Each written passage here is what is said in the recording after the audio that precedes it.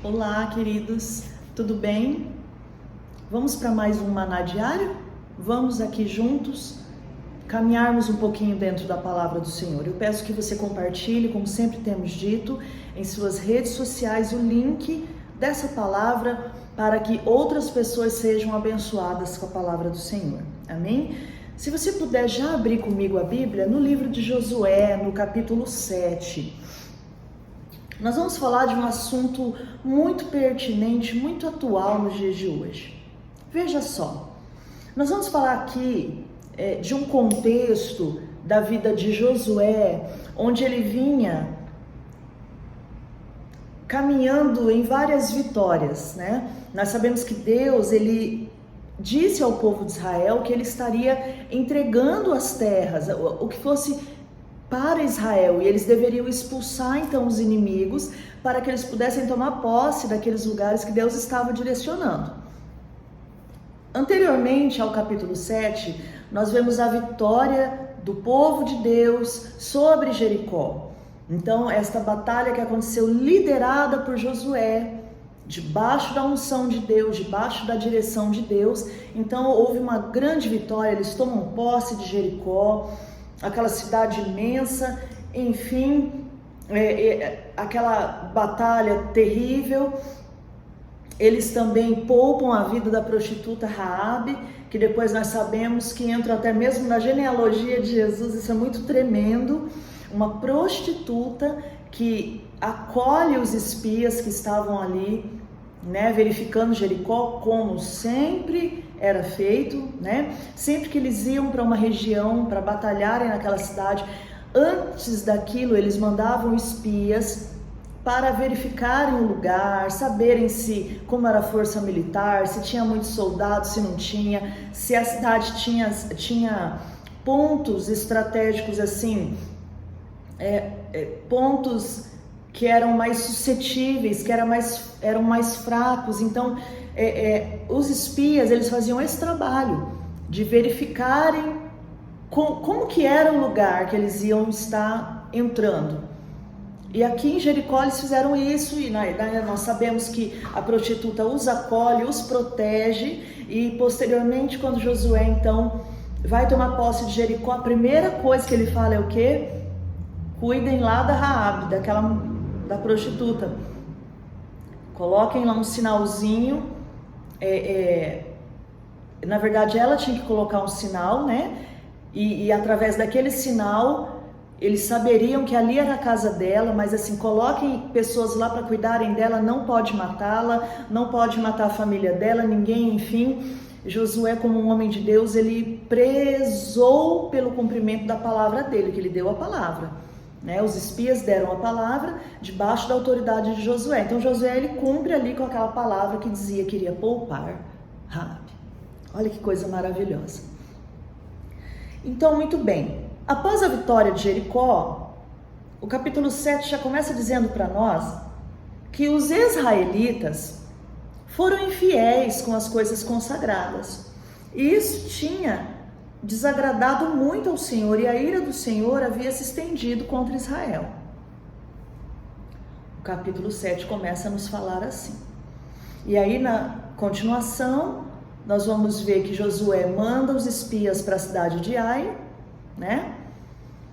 Que eles então viram que a cidade, que na verdade o número de soldados não era assim tão grande, e que poderia enviar aí 2-3 mil soldados, que estava tudo bem, que eles iam matar todo mundo, iam tomar posse da cidade, estava tudo tranquilo, não precisariam mandar todos os soldados de Israel, que ali o contingente deles, se não me engano, eram 30 mil homens, mas foram enviados aqui 3 mil. Os espias vieram com essa palavra, Josué falou, tudo bem, 3 mil homens vão até lá então. Só que aconteceu o seguinte, colocaram os soldados em fuga e chegaram a matar, a Bíblia conta aqui para nós, 36 deles foram mortos. O que me chama a atenção aqui, queridos, é que quando os soldados chegam, passando para Josué, olha, 36 foram mortos, nos colocaram em fuga, vieram para cima da gente, a gente não conseguiu Nós não conseguimos nos sobrepor àqueles homens de Ai. E acontece algo aqui no versículo 6 que eu gostaria de estar lendo com você. Então, Josué, com as autoridades de Israel, rasgou as vestes, prostrou-se com o rosto em terra, diante da arca do Senhor, cobrindo de terra a cabeça. E ali permaneceu até a tarde. Disse então Josué: Ah, soberano Senhor, por que fizeste este povo atravessar o Jordão? Foi para nos entregar nas mãos dos amorreus e nos destruir? E ele então vai levantando ao Deus de Israel uma oração em posição de humilhação. Como assim? Ele se coloca realmente para ouvir Deus, ouvir aquilo que Deus tinha a dizer. E, inclusive, eu gostaria de abrir um parêntese aqui, que quando nós vamos à presença de Deus, nós oramos, você, eu, nós precisamos ir até Deus numa posição de humilhação, de humildade, sem justificativas, sabe? Sem ideias mirabolantes para Deus, sem nada. Nós precisamos nos rasgar diante de Deus. E aqui, por exemplo, Josué fala assim, resumindo: por que nós perdemos essa guerra, a batalha? Eles não tinham ainda perdido, claro, mas por que nós perdemos essa guerra, Senhor? Nós acabamos de vencer Jericó, uma cidade muito mais fortificada, com muitos mais soldados, e agora aqui nós somos envergonhados. O que está acontecendo? Então, o que Deus quer dizer para nós hoje é o seguinte: não são as coisas que nos acontecem, é realmente a forma como eu lido com as situações. Aqui você vê Josué no gás da guerra, no gás ali do propósito que ele estava vivendo. Ele sabia que a palavra derrota não cabia no vocabulário dele.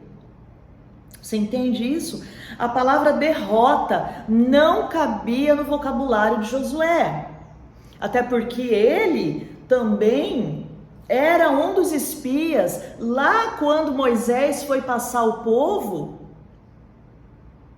apenas em Josué e Calebe, a Bíblia diz que houve outro espírito. Os outros espias disseram que os gigantes, porque eles eram grandes demais, porque nós éramos como gafanhotos perto deles, que eles iam nos destruir, eles iam acabar com a gente, iam nos trucidar. Josué e Calebe dizem não. Maior é o Deus que está conosco. Maior é o Deus de Israel. Eles podem ser grandes, sim, eles são grandes, mas maior é o Deus que está conosco e vai nos fazer passar essa situação toda. Veja bem, apenas neles houve outro espírito. Olha, realmente, nós precisamos tomar posse aí, tudo. Eles são grandes, mas não são maiores que o nosso Deus. Quer dizer, houve um espírito de intrepidez, um espírito de confiança no Deus de Israel. E Josué continua com esse espírito. Então, no currículo de Josué, ele não aceitava a palavra derrota, porque ele sabia a quem ele estava servindo e em nome de quem ele estava tomando posse daqueles lugares, tanto para ele quanto para o povo de Israel. Então, o posicionamento de Josué. Quando você passa por um problema, qual o seu posicionamento? Você tem tido coragem suficiente ou fé mesmo de chegar até Deus e falar: Senhor, por que eu estou passando por isso aqui? Por que essa situação perdura? Por que eu não consigo resolvê-la? Por que essa situação continua? Por que isso continua acontecendo? Por que eu não consigo vencer esse pecado? Por que eu não consigo vencer essa incredulidade? Senhor, Senhor, por quê? Por quê? Quer dizer, eu rasgo as minhas vestes e vou até Deus, para que Deus mostre para mim, e Ele vai mostrar através da palavra, Ele vai falar comigo, Ele vai usar o homem de Deus, pessoas que me cuidam, pessoas que estão ao meu redor. Então, por isso que eu falei da humildade, porque quando Josué, ele se prostra ali diante do Senhor, você vê muita humildade, né? Ele rasga as vestes, ele com o rosto em terra, ele cobre a cabeça dele com terra e ele permanece ali até a tarde. Quer dizer, dando a entender para nós que desde a manhã até a tarde ele fica ali naquela posição de humilhação na presença de Deus para ouvir Deus. Ele não foi até os espias e disse assim: oh, por que será que nós perdemos? Filho, vem cá. Será que eles tinham um armamento melhor que o nosso, meu filho? O que você achou da guerra? Não, ele vai até o dono do negócio, né? Ele vai diante de Deus e pergunta: por que, Senhor? Por que eles conseguiram ficar sobre nós? Por que, Senhor? Então Deus está falando com você hoje. Irmãos, nós pastoreamos, nós cuidamos de pessoas, certo? Só que existe uma coisa hoje no Novo Testamento que Deus não abre mão. Sabe o que é? É quando Ele nos lembra dia após dia que o véu já foi rasgado. E a presença de Deus está aberta para que eu entre através do novo e vivo caminho, através do sangue de Jesus, do sacrifício dele, do nome de Jesus. O que muitas vezes o cristão esquece. Então ele fica dependente da oração de um pastor, ele fica dependendo que um pastor o aconselhe eternamente. E aí muitas vezes o cristão está passando, interessante, muitos anos pelo mesmo problema, que inclusive os homens de Deus já o aconselharam. E aí? Será que já não seria momento, mais do que propício, desse cristão ir até Deus rasgando o coração e falando: Senhor, Senhor, eu estou passando por esse problema, pelo mesmo problema, pela mesma situação, algo dentro de mim que eu não venço. Pastor fulano, pastora cicrana já me aconselharam, já oraram por mim, já intercederam. Eu até sei o caminho, mas eu não consigo sair disso, Senhor. Eu sei que eles me falaram coisas da sua palavra que eu não pratiquei. Aí ali você vai conversando com Deus, ali você vai tendo a resposta.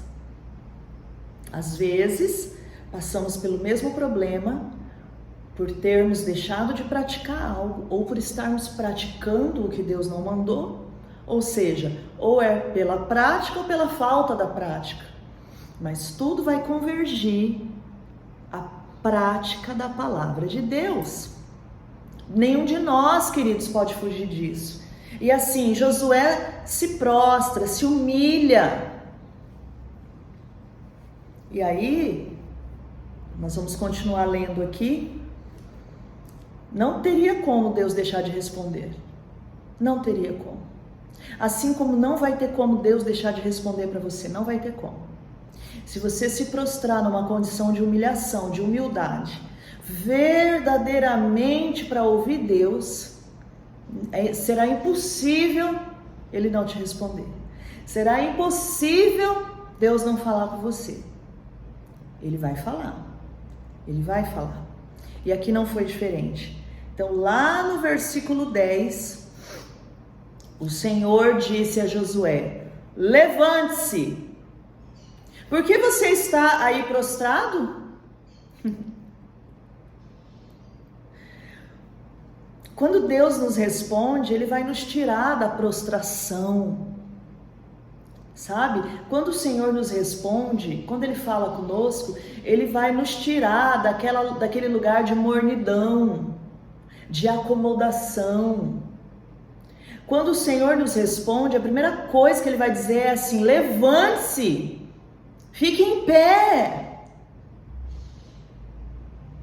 Ele vai nos levantar. Quando Deus fala conosco, Ele nos levanta, queridos. O diabo, ele vem para derrubar as pessoas. A sabedoria demoníaca vem para destruir sonhos de Deus na vida das pessoas. Mas o nosso Deus não. Ele vem para trazer vida, vida com abundância e nos levantar. Aleluia! E ele fala, Israel pecou, violou a aliança que eu lhe ordenei, apossou-se de coisas consagradas, roubou-as, escondeu-as e as colocou junto de seus bens. Por isso os israelitas não conseguem resistir aos inimigos. E aí continua.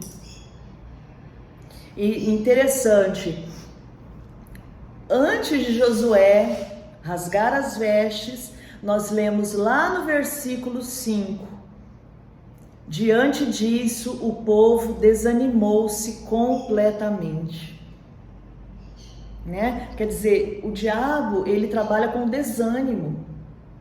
Então, quando Israel é perseguido, quando eles perseguem Israel, o povo que até então tinha acabado de viver uma vitória ali em Jericó, fica desanimado. E o desânimo nos tira do foco. O desânimo nos tira, queridos, sabe, da direção que Deus quer. Sabe por quê? Porque ali quando o povo de Israel tinha que passar, lembra o Mar Vermelho? Deus fala para Moisés, Moisés, por que você está clamando a mim? Diga ao povo que marche.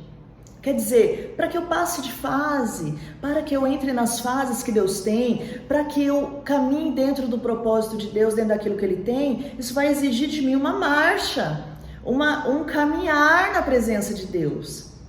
E aí quando eu fico desanimada, qual que é a primeira coisa que eu faço? Eu paro.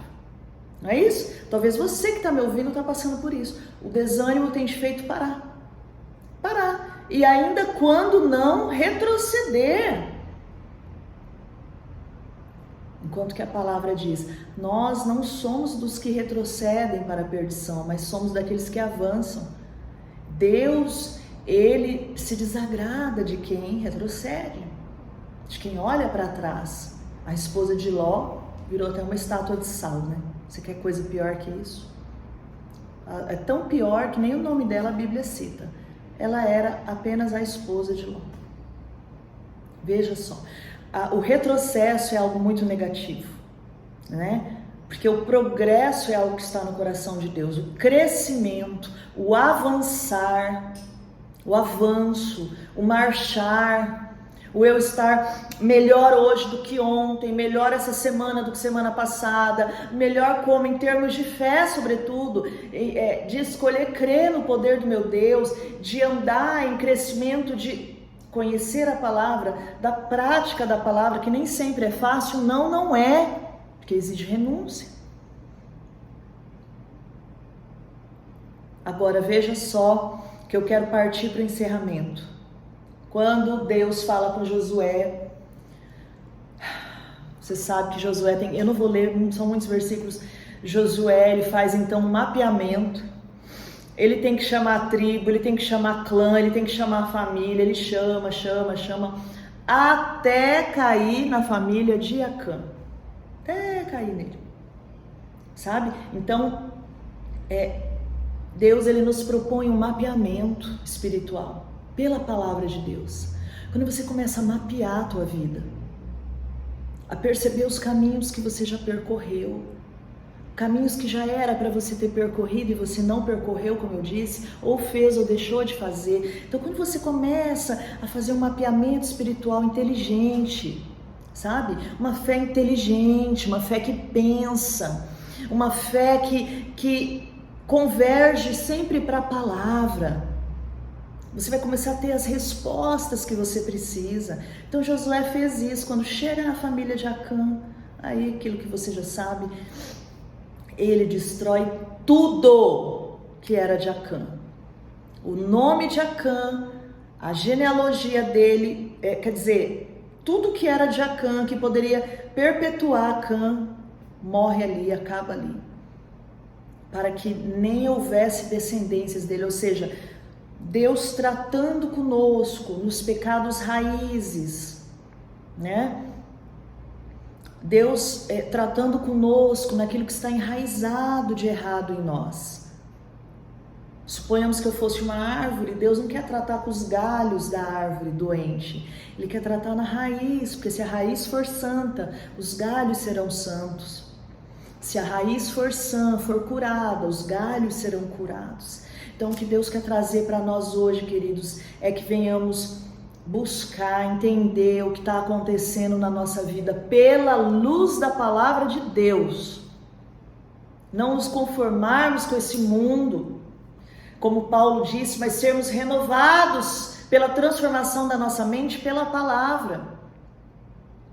Então, eu teria a oportunidade de ter minha vida verdadeiramente transformada e viver de glória em glória, como a palavra mesmo diz, e viver de vitória em vitória, graças a Deus que sempre nos dá vitória por meio do nosso Senhor Jesus Cristo. Então, guerras que já foram... Talvez você já foi derrotado em algumas guerras, mas Deus quer te dar a vitória na batalha. Então faça esse mapeamento, entenda o que Deus está tentando dizer para você nesse tempo. Porque Deus tenta. Como assim Deus tenta? Deus não é soberano? Não, Ele tenta, porque se você não quer, o que Ele pode fazer? Se você não quer ouvir Deus, o que Ele pode fazer?